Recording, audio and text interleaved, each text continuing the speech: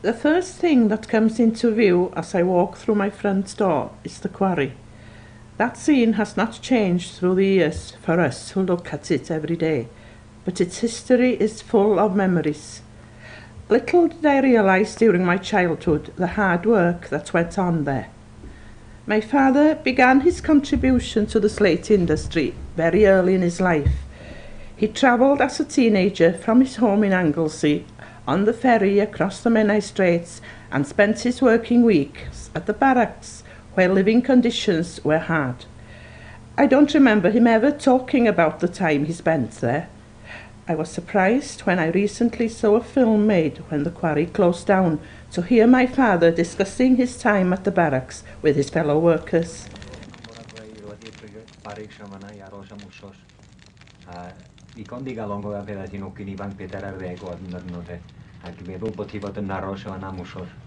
Dim gweld hogan. O, di gael lot o hwyl falle na fyd oes? Mynd o'r wrth y chwain mwya. Chwain o na chwain na? Chwain. Bob dim na llygod mawr. O, mae gwyliau i. Bob dim na. A rhyw gymeriadau i gorfa, mae'n siŵr. O, gymeriadau da. A cofia, mi oedd hi'n gysurus o'n amal iawn. A ti'n mynd i faris at bedwar o hen ddynion wedi arfer bod ar y ffermydd esaw mwysig. A clywed rhywun mynd trwy sgwrs. Wel, mi dda nhw'n ddifur i ogyn ifanc yn oed i yn y cyfnod hwnnw de. Dda nhw'n sôn am gyfnod sydd wedi pasio mewn ffordd de. Fel dda nhw'n caru fo'i gilydd yn y ffermydd esaw. Sut oedd i amdano y bwyd yna, Wil? Oeddech chi'n cael... Cariad y fwyd i gyd efo chdi o Sir Fôn. After making his home in Llanberis, he became a member of the fire service in the village as a part-time fireman. Very often his fellow workers would talk of him making his way from the top of the quarry where he worked down to the fire station, hurriedly making his tracks down the zigzags, then riding his bike along Bonsbala towards the fire station.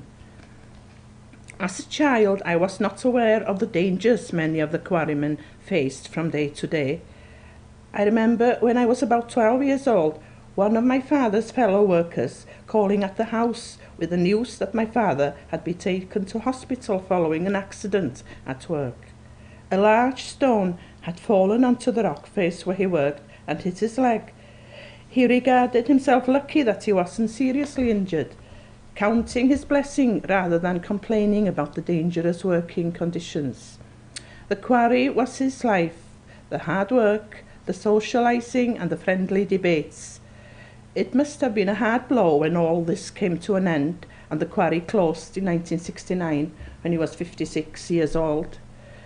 He pursued other short-term employment in the months that followed, but 2 years later, at the age of 58, he died. I feel on reflection that when the quarry closed down, it was the beginning of the end of his life. Despite the fact that the time he spent there was 40 years of hard work, it was an important part of his life.